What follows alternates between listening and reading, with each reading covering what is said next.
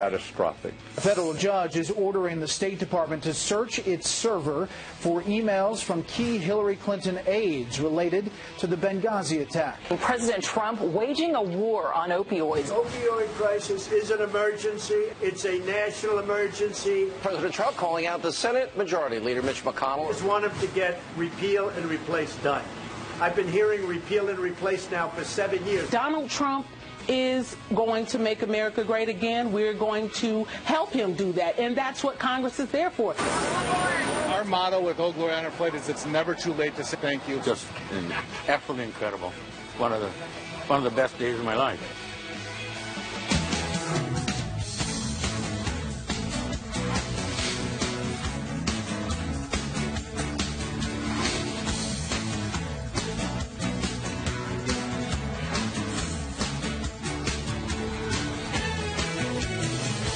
Weird, Ainsley. This is the song Pete was singing when he came into work as we look at the All-American Summer Concert Series venue brought to you by Keurig, where today our featured performer is Lifehouse, as we can Such a great band. And look, Famous Dave's is out there with barbecue. It is a Friday. If you're in New York, come on out. Come join us for this great concert. It's free. So you're not even lying. I mean, this is the hidden soundtrack of growing up. He was singing this song when he by Lifehouse. But what you don't know is the reason he was singing it is because he came Oh, you were serious? Yeah, he came in a taxi today, but the taxi had a flat tire. That's right. My car had a flat tire, then I got to get an Uber on the turnpike and made it here. But well, I'm glad you showed up. I was hanging by a moment. I was hanging by a moment. Hanging by a moment. Broken is another song by Lifehouse. I mean, I was all of those things. You know, we're not halfway there. We're just getting started. We've got a big show. Thank you very much for joining us on this Friday. Yeah, mainstream media was saying that President Trump using fire and fury was just too tough, that it sounded a lot like Kim Jong-un. Well, guess what? He doubled down on that yesterday. He came in front of the camera twice yesterday as the president on his vacation and came out and said that he's warning North Korea not to do anything in Guam, and that what he said, fire and fury, might not be tough enough. Listen to this. You'll see, and he'll see. He will see. It's not a dare. It's a statement. Has nothing to do with dare. That's a statement. He's not going to go around threatening Guam, and he's not going to threaten the United States, and he's not going to threaten Japan, and he's not going to threaten South Korea. It's the first time they've heard it like they heard it. And frankly, the people that were questioning that statement, was it too tough? Maybe it wasn't tough enough. It's about time that somebody stuck up for the people of this country and for the people of other countries. We're backed by 100% by our military. We're backed by everybody. And we're backed by many other leaders. And I noticed that many senators and others today came out very much in favor of what I said. But if anything, that statement may not be tough enough. May not be tough enough, and Mr. Kim better get their act together. Kim should be very, very nervous. So while many are saying the rhetoric is talking down the stock market and people are on edge, the President of the United States said, look, over the last 25 years, past presidents have done all sorts of diplomatic things. Where are we now? What's interesting is apparently, and I heard this on the radio yesterday, and I looked it up, and apparently it's true, it was 3 years ago that the Obama administration knew that the North Koreans had reduced the size of the warhead where they could miniaturize it. They knew this 3 or 4 years ago. We never found out about it. Of course, this all came to a head this past week when the Washington Post said, hey, look, we just discovered it. We didn't. The Obama administration actually knew this 3 or 4 years ago. Anyone. That's right, and this is the combination of advisors that know what they're talking about and great instincts from a leader who knows how to stare somebody else down. Soft talk and diplomacy has not worked. It has literally failed. So you need a credible threat of military force. Uncertainty. Kim Jong-un should be the one shaking in his boots. That's why President Trump's instincts are to say, hey, fire and fury, that might have not been tough enough. This guy needs to get the message that it will not be tolerable. He's also not setting irresponsible red lines like the previous president did. If you set a red line, you back yourself into a corner or you can look foolish. He's done neither. He's kept every option on the table while staring down somebody that's gone way too far with the most dangerous weapons. He said President Obama, his biggest threat he thought was global warming. And he's saying no, nuclear missiles, nuclear attack, that is our biggest threat because we're dead if that happens. Well, if he says maybe fire and fury, not tough enough, We would like some suggestions from you. You know, if fire and fury, what's left? Hellfire and brimstone. Email us, friends at FoxNews.com. These could be interesting. Absolutely. You know what is interesting is if you read the pages of the New York Times, the former National Security Advisor to the United States of America, Susan Rice, essentially said, okay, North Korea with nukes, we should tolerate that. It won't be so bad. Take a look at this. She actually didn't say this. She actually took the time to write this, send it to somebody, and they printed it in a newspaper. This is what it said in the op-ed. It says, but war is not necessary to achieve prevention, despite what some in the Trump administration seem to have concluded. History shows that we can, if we must, tolerate nuclear weapons in North Korea the same way we tolerated the far greater threat of thousands of Soviet nuclear weapons. So we should start tolerating it. She did in the op-ed go on to say that the U.S. should make it clear if North Korea uses nukes on us or on our allies or gives nukes to a third party, we will annihilate North Korea. The problem with that is it's reactive. It's not proactive. And what will annihilate North Korea after we're dead? Yeah, I mean, we have to do something now. There's merit in a preemptive strike. You got to do it right. It's got to be decisive. How comprehensive is that first strike capability? But history shows us that when you let dictators get the worst weapons in the world, they wield a ton of influence. And what about the history in North Korea? Has shown us that they're ever going to stop. We passed that accord in 1994, and they've only gotten more advanced ever since. And they're becoming more and more advanced every day. The longer we talk about this, the more opportunity he has to build stronger missiles. So do you think is the former National Security Advisor correct? Should the United States tolerate nuclear weapons in North Korea? That scares me a little bit because I don't think that guy at the other end is stable.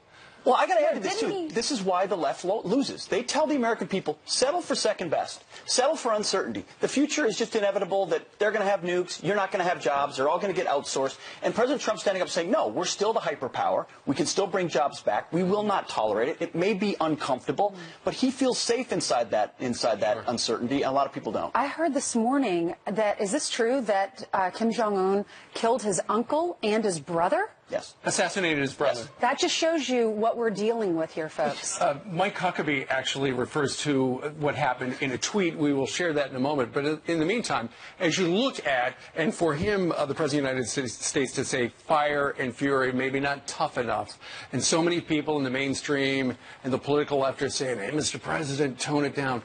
Rush Limbaugh looked at what the president said, and he had some observations on his radio show that only Rush Limbaugh could. Listen to this. They've been worried about Trump going off script for months, and now members of Congress are worried that his blunt and provocative warning to North Korea could lead to war.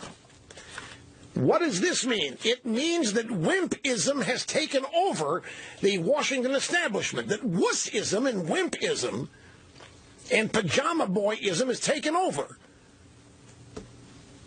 North Korea is a zit on the butt of a pig, and there's no reason to be afraid of it. Would we run around acting afraid of a zit on a pig? Mr. Limbaugh, they got nuclear weapons. Yeah, they can't hit the side of a barn yet, for crying out loud. What are we supposed to do? Just sit here and wait until the real one is airborne and hope that being gentle and compassionate and unprovocative will stop this lunatic from doing what he's doing? Is that what we're to believe here? That we adopt the Obama pajama boy method here? I mean, that's exactly how the North Koreans and the nukes got their nukes. The Iranians got their nukes. Is this pajama boy liberalism way of life? We must show them mutual respect. What did Hillary say? We must respect our enemies. We must try to get inside their heads and try to relate to them. And blah, blah, blah. And that's called smart power. No, it's not. It's called how to lose. As only Rush Limbaugh can. Wimpism has taken over the Washington establishment. What do you think about what Rush said? What do you think about the president's comments? Is he talking too much, or is this something we haven't heard in a long time and it could actually work. Let us know, friends of Fox News. It's something you've heard from the left for a long time, that peace is the highest virtue. Sometimes justice and security for your own people is a higher virtue than peace. It doesn't mean anyone wants war, especially those who have seen it. James Mattis and H.R. McMaster, they don't want to go to war in the Korean Peninsula, but you also don't want to be held hostage to a regime like this, which is exactly what's going to happen. And it's a preview for Iran, guys. Iran, when they get their bomb, they'll do the same thing. Some of the other things he said in the wide-ranging interview, he said China can do more. He said the opioid crisis is now a national emergency. He thanked Vladimir Putin for kicking out hundreds of diplomats. We're trying to cut down on our payroll. He said he was surprised that Paul Manafort got an FBI raid, and he said he had no plans to fire Robert Mueller. Yeah. Right. It was a comprehensive press conference. You know what? It was really good. I really enjoyed it. I don't know if that's ever happened. I don't remember a president having 2 press conferences in one day. Well, it was interesting because the questions were really short and direct and good, and the answers were really shorter and directer and gooder. The gooderest. Let's hand it over to Jillian, who has some headlines for us. Hey, Jillian. Good Friday morning to you guys. We actually do start with some serious news right now. So let's begin with this Fox News alert. A major win in the war on terror under the Trump administration. The U.S. military just confirming they carried out 2 massive drone strikes on al-Qaeda-affiliated terrorists in Somalia. The strike happening near the capital of Mogadishu. The AP reports the successful attack killed a high-level al-Shabaab leader. Earlier this year, President Trump authorized the military to launch operations against the most lethal terror group in Africa. A plane packed with passengers forced to make an emergency landing after the crew got sick. The JetBlue flight heading from Boston to San Diego landed in Buffalo, New York instead. A woman on board posting a picture you can see right here, reportedly showing a crew member on a stretcher. The airline has not said what caused 2 flight attendants and the pilot to get sick.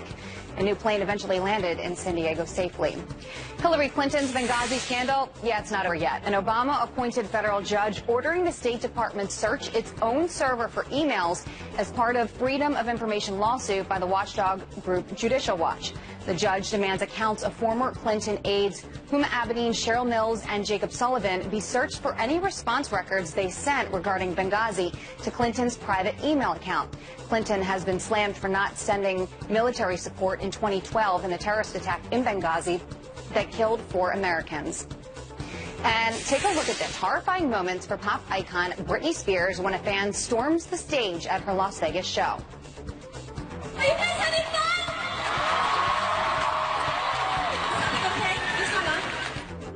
Bodyguards and male dancers slamming the man to the floor and holding him down.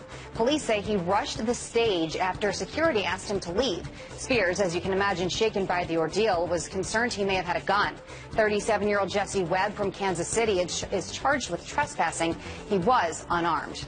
Let's look at your headlines on this Friday, but regardless, I mean, that's scary. It is scary. She's used to it, though, because I did a story on behind the scenes of the paparazzi years ago. We went to L.A. and followed her. The paparazzi, when she gets out of the car, y'all, it is so forceful. They will storm her, and she has to have bodyguards to do this. I was in the crowd. I thought I was in a mosh pit. It was like people trampling over you. They were stepping on my feet. I was shaking. It's one of those things you just can't imagine, I guess, unless you're in that position to see it she's happen. used to this, so good thing that she had protection. No kidding. All right. He's okay, America. Jillian, thank you. Coming up on this Friday, more on the tensions with North Korea. Our next guest has worked for the CIA and met with regime officials. We'll ask, could Kim Jong-un actually pull the trigger first? And an emotional honor flight for the American heroes who never got the credit that they deserve. Lisa Booth is taking you on board the honor flight straight ahead. Welcome back. President Trump doubling down on his fire and fury comments aimed at North Korea. Maybe that statement wasn't tough enough. And we're backed by 100% by our military. We're backed by everybody. And we're backed by many other leaders.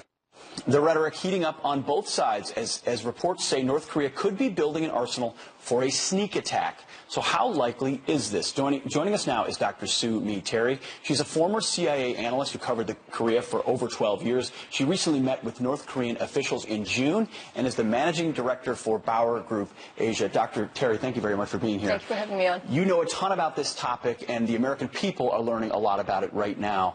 First of all, when you were there in June, what did you encounter from North Korean officials? Well, we came away very pessimistic because North Koreans were very confident, and they said they are never going to give away nuclear program. It's no longer negotiable. Nuclear weapons are off the table for discussion. They are close to perfecting their nuclear program, nuclear arsenal, and that they're going to continue to test intercontinental ballistic missile, which they've done.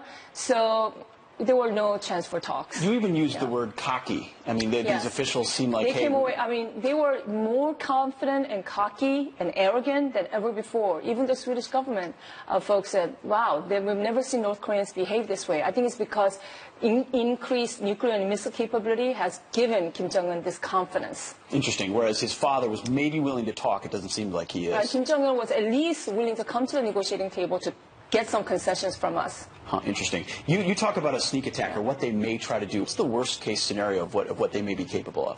I think right now they will continue to test an ICBM and nuclear test, but I don't believe they're bluster that they're going to actually attack Guam or our territory. They're just not going to do that because Kim Jong-un is not suicidal.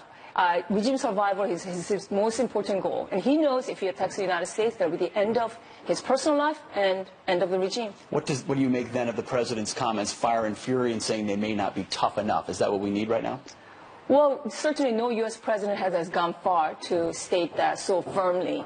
I just hope the North Koreans believe him.